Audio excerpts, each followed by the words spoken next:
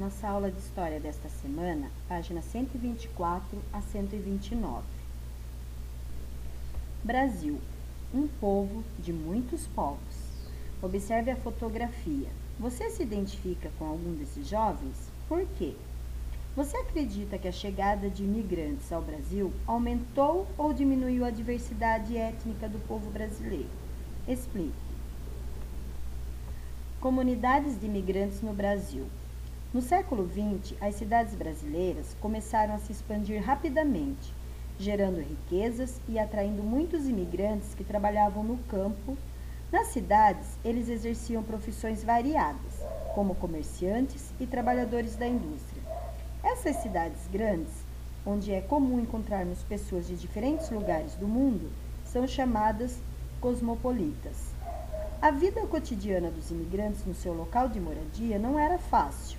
Eles trabalhavam como estivadores, operários, artesãos e pequenos comerciantes.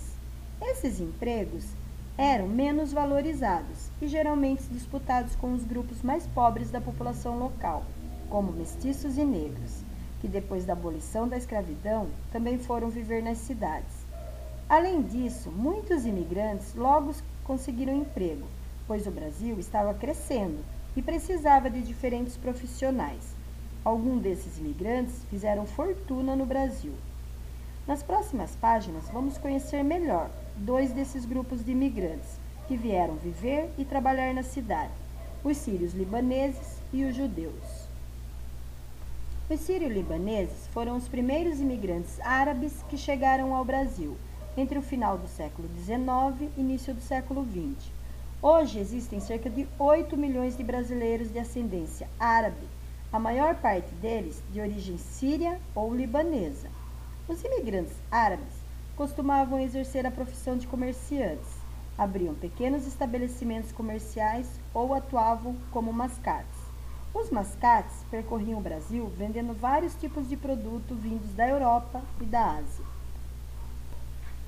Os judeus. Assim como os imigrantes árabes, muitos judeus vieram para o Brasil no século XX. A imigração judaica partia de diferentes países. Os judeus saíam de seus países de origem para fugir da perseguição na Europa. O motivo dessa perseguição era a sua religião, ou seja, os judeus tinham crenças e práticas religiosas diferentes das da maioria das pessoas. Por isso, muitas famílias de origem judaica foram obrigadas a se refugiar em outros países, como Estados Unidos, Argentina e Brasil. Nesses países, eles podiam viver, trabalhar e praticar sua religião. Releia o texto da página 127 e responda a questão a seguir. Segundo Nabi Abdallah, quais foram as dificuldades dos imigrantes sírio-libaneses assim que chegaram ao Brasil? Os imigrantes precisaram aprender uma nova profissão para sobreviver. Além disso, não conheciam a língua portuguesa nem a cidade onde passaram a viver. Sobre qual profissão o texto está falando? Sobre a profissão de mascate.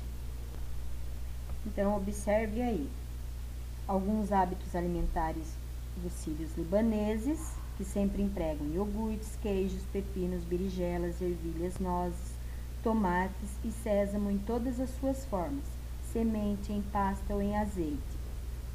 Emprega-se também azeites vegetais, azeite de oliva para fritar alguns alimentos, sendo frequentemente o emprego de manteigas. A alimentação dos judeus era baseada em couves, vinhos, especiarias, molhos, cerveja e, o mais importante, o pão. Vestiam-se a rigor para a hora das refeições e comiam com rapidez. Os judeus não comem carne de porco, cavalo, camelo, coelho, caranguejo, lagosta e camarão. Repúdio ao preconceito. Você sabe o que é preconceito? É fazer um julgamento antes de saber mais sobre o assunto e sem consultar ninguém que entenda dele. Por que temos preconceito? Possivelmente porque sentimos medo daquilo que é diferente e desconhecido.